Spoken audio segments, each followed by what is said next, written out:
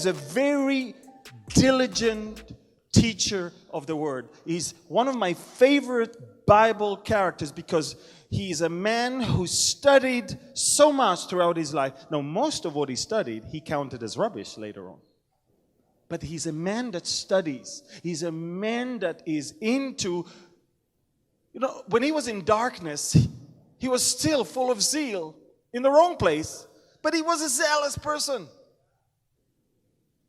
And then Paul is a very deductive person. Look what he said. He said, first of all, he says, I don't want you to be hysterical. I don't want you to have unnecessary hysteria. I don't want you to think that the day of the Lord already came. Don't let anyone write to you or tell you or hint to you that it happened. In other words, he's basically telling them, don't think that you were left behind. Don't think that the rapture took place. No. There has to be certain things. First of all, there has to be great apostasy. And the apostasy will usher the coming of the Antichrist. The apostasy has to be first. The Antichrist is not going to come to a perfect world where the Word of God is being taught in a healthy manner all over the world. It's going to come when people will be deceived from the outside and from the inside. And therefore, he says, there will be first the falling away, and then the man of sin is revealed, the son of perdition, who opposes and exalts himself above all that is called God, or that is worshipped, so that he sits as God in the temple of God, showing himself that he is God. So people stop reading right there and said, there you go. That's why the rapture has to come at the end of the tribulation, because the Antichrist has to be revealed first. Wait, why don't you keep reading? Why don't you just finish reading? Because Paul says, wait a minute. Yes, he has to be revealed, but let me explain to you what has to happen first before he is revealed.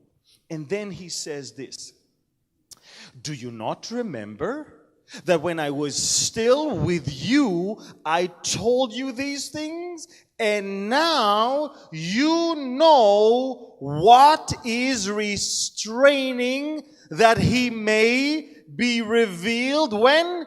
In his own time. And then he said the following thing.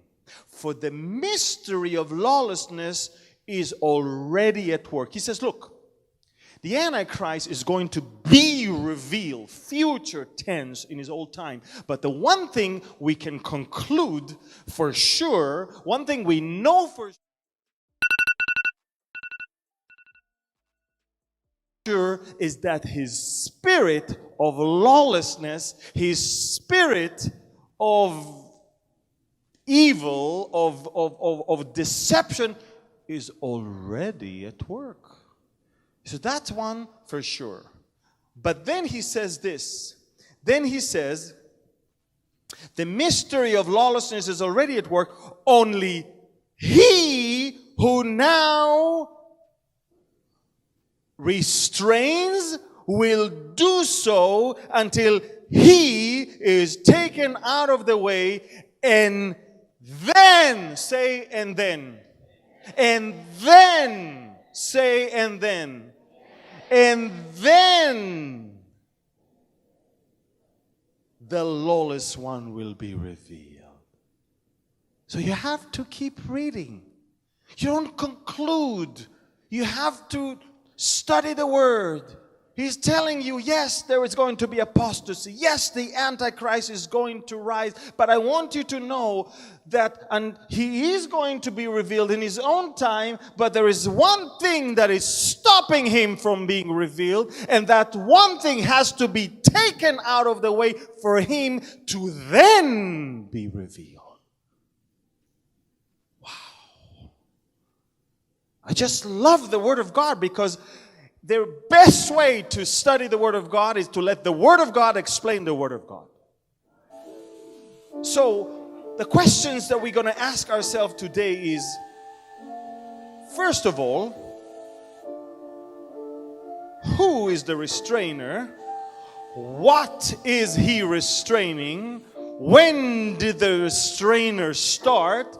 Why does the restrainer restrain? How does the restrainer restrain? And all of that. And we just read in 2 Thessalonians 2, 7 and 8. We just read. Let's read it again. For the mystery of lawlessness is already. Look, I marked the times. Already. He who. Now, say that. Restrains. Will do so until he is taken out of the way, and then. You see? You see? He says this. There is something that is already going on. It will continue until it will be taken out, and then the Antichrist will be revealed. So the one thing we can conclude already is that the only thing we see with the very eyes and we feel in our spirit is the mystery of lawlessness. And what's going to be the end of that man? Whom the Lord will consume with the breath of his mouth and destroy with the brightness of his coming. So he's already talking about the second coming.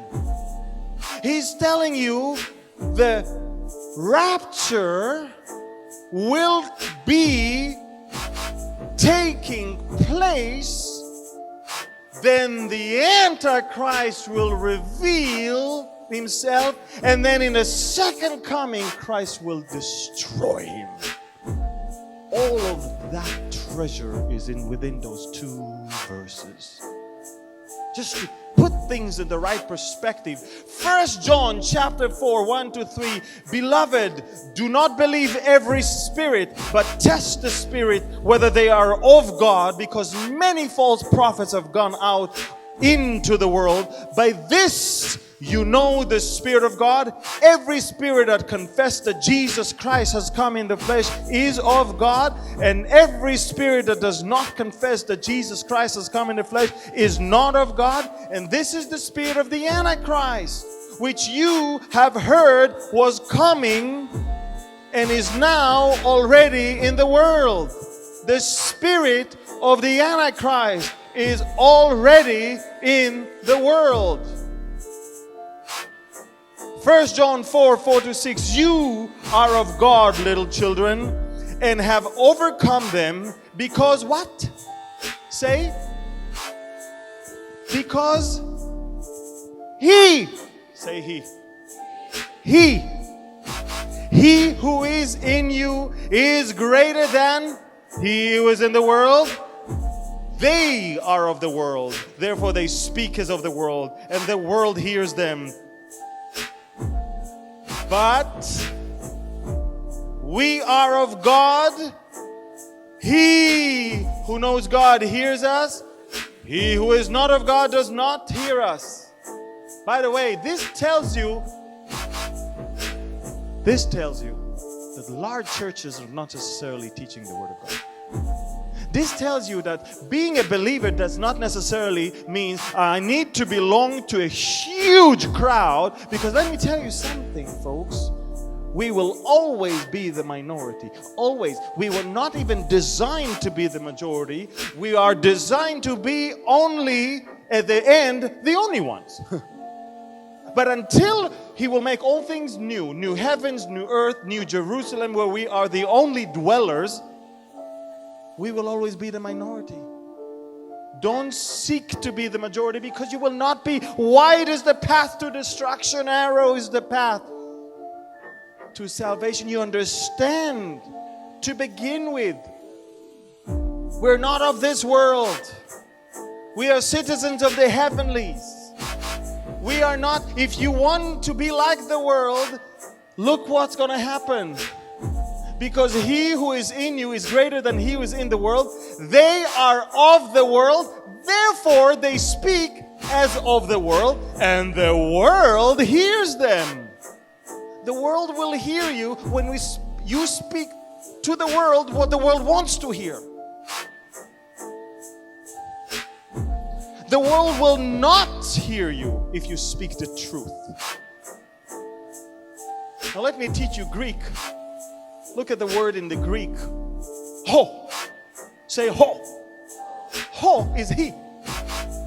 And in Hebrew, he is a who. Who in Hebrew is he in English. He in English is ho in Greek. He, ho, who.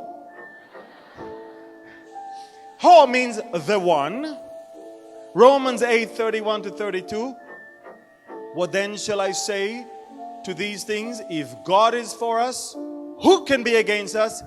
He who did not spare his own son. How do we say in the Greek he? Ho. How do we say in Hebrew he? Who? He who did not spare his own son, but delivered him up for us, for all of us, how shall he, how do we say he in Greek? Ho. Ho in Greek. Who is in Hebrew, shall not with him freely give us all things. But then in the Greek, he who, can you do the he who? He who? Who he? Let's go to the he who.